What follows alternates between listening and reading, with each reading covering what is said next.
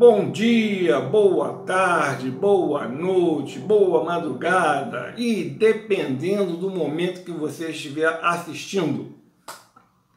Neste vídeo, vamos desenvolver uma análise bem sucinta, uma análise bem breve, né? Sobre a indústria de bens de capital. A indústria de bens de capital, ela elabora máquinas, equipamentos, instalações que possibilitem um outro empresário a produzir bens duráveis, não duráveis, semiduráveis. Um exemplo simples. O empresário deseja produzir sapato. Podia ser escova de dente também. Nesse caso, nosso caso é sapato. Escova de dente é perigoso, porque é uma concorrência muito grande. Mas tudo bem. Tem empresa ali transnacional, nem multinacional, é empresa transnacional atuando nessa área de confecção de escova de dente, pasta de dente, né? E está batendo na... Mas ele deseja, então, produzir sapato. Como ele não tem a tecnologia, não tem um conhecimento de construir, né, de elaborar as instalações que o possibilite, né, confeccionar sapato, ele vai se dirigir a um segmento da indústria chamado bens de capital. Então a indústria de bens de capital é ela que vai fornecer as máquinas, os equipamentos, instalações, possibilitando esse empresário a elaborar, a confeccionar sapatos. Então notem a importância da indústria de bens de capital. Por detrás de muitos segmentos da indústria, né? Você tem uma indústria de bens de capital fornecendo a tecnologia. Prestem atenção nisso. Olha como é que ela é importante. Mas, lamentavelmente, a indústria de bens de capital ela não tem, como o Brasil, de uma certa forma, né, não tem apresentado uma performance necessária ao nosso mercado. Falamos do comércio, serviços, né? E claro que os números são devastadores, né?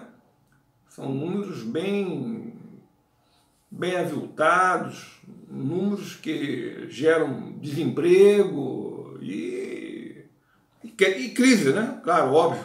Crise para todo mundo. Crise de emprego, o trabalhador deixa de receber seu rendimento na forma de salário, né? Sem atividade econômica, sem produção, sem venda, sem comercialização, o Estado é afetado. A arrecadação dele vai diminuir, é óbvio, né? Nós já conversamos sobre isso, né? Da receita frustrada. Bom, no período de 2014 até 2018, eu falo 2018 porque em 2018 o Bolsonaro não tinha ingressado no governo ainda, né? Nós temos que fazer uma análise considerando o tempo, né? O período, né? Mas de 2014 até 2018, a indústria de bens de capital teve uma involução de 20,49%. É uma evolução realmente muito acentuada, né? E se nós considerarmos dezembro de 2018, com dezembro de 2000 vamos ver aqui, Arthur, de 2012, né? Dezembro de 2018 contra dezembro de 2012. A queda foi de 25,42%. Então percebam que existe uma evolução, né? A indústria e ela é importante porque ela fornece a tecnologia. Nós vamos falar isso daqui a pouco. No mês entre dezembro de 2018 e dezembro de 2019, aí já o governo Bolsonaro, né, assumiu a presidência, 1º de janeiro de 2019, né? Então, entre dezembro de 2018 e dezembro de 2019, a indústria de bens de capital, ela também evoluiu 8,32%. Eu tenho que comentar essas letras aqui, porque eu estou ficando coroa. Eu não sou coroa não, hein? Eu estou ficando, vou ficar ainda. Daqui a uns 10 anos, aí você pode me chamar de coroa. Não sou coroa. Que isso? 65 anos aí, é coroa? Não, eu estou ainda...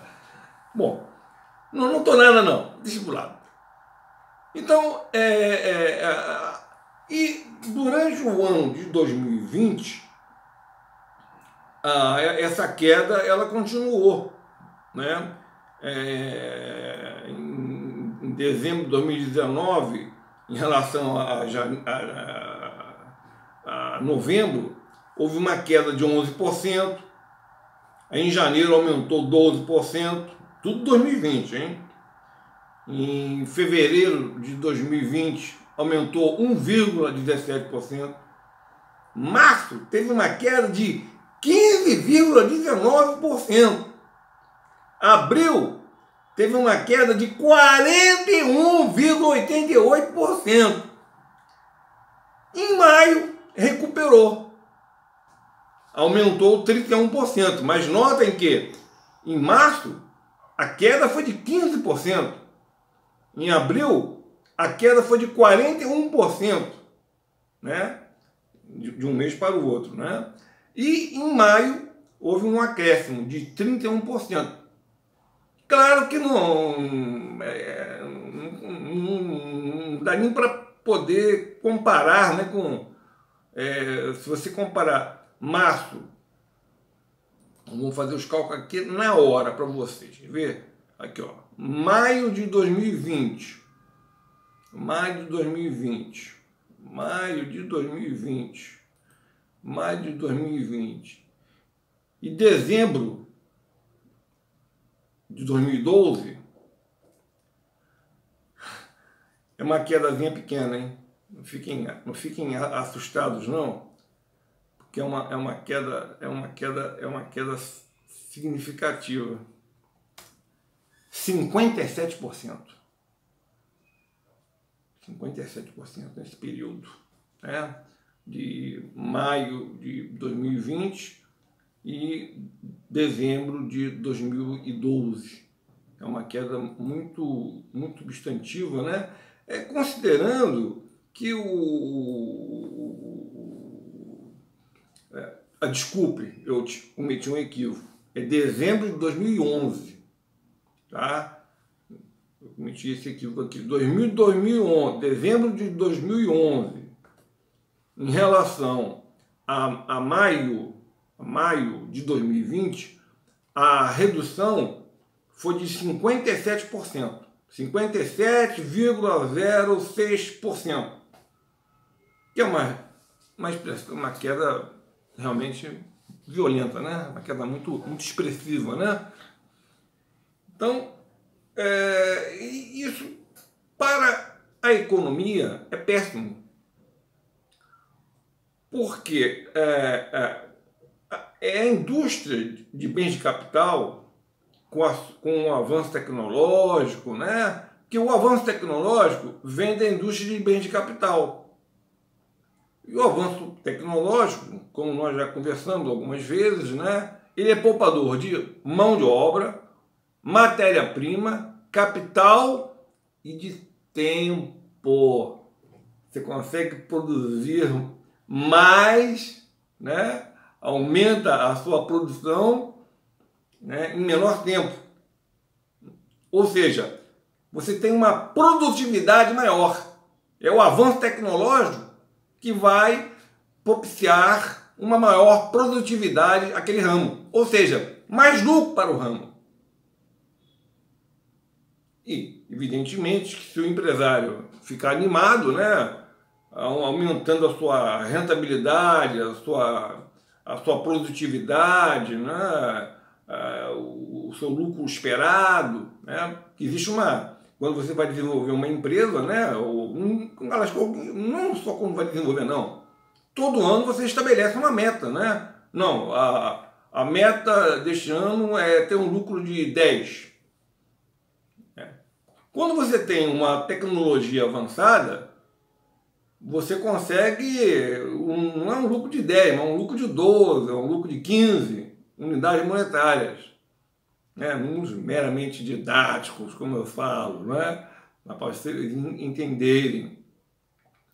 Então, o avanço tecnológico ele é importante. E, pelos números apresentados aqui, a indústria de bens de capital ela está em evolução, ela está numa queda. Queda, ela é basicamente a metade de 2012. Basicamente, de 2011 é 57% menor. Então, observem que isso aí, para o nosso parque industrial, não é mas nada saudável. Porque se a indústria operar com custos elevados, porque a tecnologia já está deteriorada, né, significa dizer que aquela indústria, né, não terá preços competitivos no mercado interno e no mercado externo. Nós já conversamos sobre isso. Tem até um vídeo sobre preços competitivos que eu fiz a postagem do vídeo, né? Então, observem que ela é importantíssima para o desenvolvimento do país. Se você não tem preço competitivo, o que vai acontecer? Simplesmente você começa dependendo da política cambial, né, vai depender do Banco Central também, né, do Ministério da Economia, né, é mais barato você importar do que você produzir. Mas quando você importa um determinado produto, né, você na verdade está gerando emprego lá na Itália, na França, não sei, na Alemanha, no país que você estiver importando. Está gerando emprego lá e está desempregando aqui. Então perceberam como a tecnologia ela é importante para o crescimento do PIB, para que haja uma produtividade maior, porque, repito, o empresário aloca recursos no mercado, objetivando expandir a sua produção, se ele tiver expectativas positivas com relação ao futuro da economia. Será que eu contratando uma indústria, né, que vai elaborar para mim uma instalação e com essa instalação, no futuro, eu terei mercado? Eu terei lucro? Na dúvida, o empresário retém o capital. Ele tem um capital, ele tem um recurso, ele poderia expandir a sua planta industrial. Não o faz porque ele não tem certeza. Ele não tem convicção, ele tem que ter convicção mesmo, né? Achômetro não, eu acho, não. Ali tem muito dinheiro, dinheiro do empresário, se for uma sociedade anônima, aberta, né? Tem que dar satisfação também aos demais acionistas.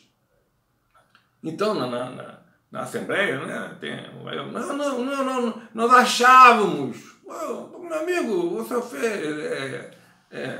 você é um achólogo ou empresário? O empresário não pode achar, ele tem que ter certeza. Ele pode errar nos cálculos, sim. Ele pode errar nas estimativas. É o que mais acontece, né? Porque além da flutuação do mercado, o mercado flutua muito. Muito mesmo, né? Além da flutuação natural do mercado, né, nós temos as políticas econômicas que estão influenciando essa flutuação. Uma política econômica desastrosa, né, o que acontece? A flutuação aumenta. Concordam? Ele esperava vender 1000 unidades daqui a 2 anos, né? Mas a política econômica depreciou o mercado, debilitou o poder de compra e ele não vai mais efetivar, não vai vender mais 1000 unidades daqui a 2 anos. Vai vender 800 unidades. Isso vai influenciar o quê? No lucro dele. Ele vai ter que demitir. Então, a tecnologia, o avanço tecnológico, ele é importante. Outrora, põe outrora nisso, né? A indústria de bens de capital, ela sempre teve sua importância, né? Mas o empresário adquiria uma instalação, né? Uma instalação mais atual, mais sofisticada, né? Porque a vida útil daquele seu equipamento estava já chegando ao final, vida útil de 20 anos, né? Mas hoje em dia não é bem assim, não. Hoje em dia não, faz tempo já também, né? Que você tem a máquina, a vida útil dela ainda tem tempo ainda para chegar ao final, mas você é obrigado, o empresário é obrigado a fazer uma modificação na instalação, objetivando o avanço tecnológico. Porque sem um avanço tecnológico, ele não vai ter preço competitivo, ele vai ter custos elevados, custos médios elevados, né? Então, a busca de bens de capital é importante porque isso vai possibilitar uma rentabilidade maior para a empresa. E quando eu digo rentabilidade da empresa, eu não estou preocupado, parabéns, o empresário vai ter uma rentabilidade maior. Não, eu estou preocupado com o mercado em geral. Rentabilidade maior, lucro maior, ele expande ainda as atividades, contrata mais mão de obra, né? A folha de pagamento aumenta, aí não só a folha de pagamento dele aumenta, mas como a massa salarial aumenta. Eu já não falei para vocês que 62% do PIB, aproximadamente, né, representam o consumo das famílias. 62%. Quer dizer, a expansão da atividade econômica, a expansão da massa salarial, ela é importante porque ela retorna ao setor produtivo. Entenderam o porquê que da preocupação do bem-estar econômico e financeiro das empresas produtivas, né? Que tem também as entidades financeiras, mas está escrito lá, tem uma divisão, né? Empresa não financeira. É o caso aqui, empresa não financeira. Eu estou falando de empresa não financeira. Estou falando de indústria mesmo, que vai ofertar bens e serviços, né? O banco já é uma outra coisa, é um outro estudo, é uma outra questão. né? Eles pertencem a uma categoria assim, muito elevada, né? E é um outro tipo de estudo, é uma outra visão microeconômica, uma outra visão macroeconômica, é uma outra visão em termos de estratégia de política monetária, fiscal, cambial, política de rendas. É um estudo diferente. Aqui eu estou falando de instituição não financeira. Então, é necessário o aumento da produtividade, o aumento do lucro. E mais do que isso, o que é muito importante, eu sempre bato nessa tecla e não vou deixar de evidenciá-la: expectativa positiva. Se o empresário tem expectativa, além do que eu conversei com vocês aqui sobre o avanço tecnológico, ser poupador de mão de obra, poupador de capital, poupador de matéria-prima, poupador de tempo, aumenta a produtividade. Mas, além disso, existe uma condição sine qua non, que é a expectativa que o empresário tem com relação ao futuro da economia. É a confiabilidade que o empresário tem com relação ao governo. Essa confiabilidade, ela é importante. Se eu não tenho confiabilidade, o empresário não tem confiabilidade naquele governo, é muito partidarismo daquele nocivo, partidarismo pobre, né? Pejorativo, no sentido mais pejorativo mesmo, isso influencia. Porque o empresário fica, bom, será que haverá mudança significativa? Será que essa mudança irá afetar os meus negócios daqui a 1, 2 ou 3 ou 4 anos? Então, na dúvida, se ele tem essa desconfiança, se essa expectativa não é positiva com relação à política econômica, simplesmente ele vai diminuir o investimento, que é o que está acontecendo no país. Eu até já falei para vocês também, né? O governo não gera emprego, quem gera emprego é o setor privado. Claro, o governo gera emprego quando faz concurso público, né? Aí tudo bem, mas o grande grupo mesmo de pessoas ocupadas, né? Elas estão no setor privado. Então é por isso que eu tenho que estar preocupado com a saúde econômico-financeira das empresas. Não é porque eu sou bonzinho, não. Não é porque eu tenho alguma idolatria com relação ao mundo empresarial. Não. Eu estou pensando no todo. Eu tenho que pensar na árvore, mas eu também tenho que pensar na floresta. Entende? Então, e lamentavelmente, essa falta de investimento, essa queda de atividade, não é por causa da pandemia, não, é porque a pandemia veio depois, mas bem antes da pandemia já os segmentos da economia, os setores, seja o setor primário, agropecuário, esse ainda cresce ainda um pouquinho ainda, por causa da China.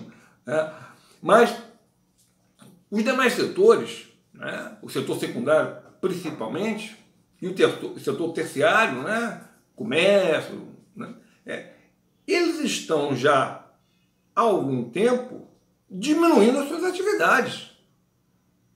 Mas isso antes da pandemia, mas muito antes mesmo. Por quê? É a falta de credibilidade no governo. Essa desconfiança que possa ocorrer uma mudança, e essa mudança de política econômica, ela pode afetar o lucro futuro. ela pode afetar a rentabilidade futura. O empresário está pensando no ontem, no hoje, mas principalmente no amanhã. Na rentabilidade esperada, que é uma incógnita. Quando você tem um clima de estabilidade, né, onde a volatilidade do mercado não é tão acentuada, o planejamento é mais fácil. E com um planejamento mais fácil, você tem mais estabilidade, aloca recursos no mercado, gerando o quê? Aumentando a produção, aumentando o nível de emprego, aumentando a folha de pagamento, aumentando a massa salarial e aumentando o consumo das famílias. Ou seja, o dinheiro vai retornar, ele retorna para a economia, né? E favorecendo inclusive o próprio governo. Quanto maior o nível de atividade, evidentemente, maior é a arrecadação tributária, óbvio. Né? O vídeo é a curva de Arthur Laffer, né? Tem meu xará, né? Mas tem o Arthur Laffer, vamos deixar ele para o lado, depois a gente conversa sobre ele. Mas, então, confiabilidade, essa seria a palavra-chave, né? Que está carente em nosso país. Confiabilidade. E é por isso que eu sempre digo, eu sempre repito, muita união para a nossa economia, muita união entre os agentes econômicos, sem disse-me-disse, sem briga. Vamos discutir como aumentar a produtividade de determinado setor, vamos discutir, vamos analisar como nós podemos expandir alguma empresa, algum ramo em que nós estejamos importando. O que nós podemos fazer para poder criar condições de diminuir a importação e aumentar a exportação? Aí sim, produção interna, gerando emprego aqui. Gerar emprego em outros países aí não vale muito, né? Eu quero gerar emprego aqui. Então, repito, união. Isso é muito importante para a nossa produção, para o nosso país, para todas as pessoas que estão necessitadas e os que estão entrando no mercado também. Muito obrigado, tenha um excelente dia. Muito obrigado.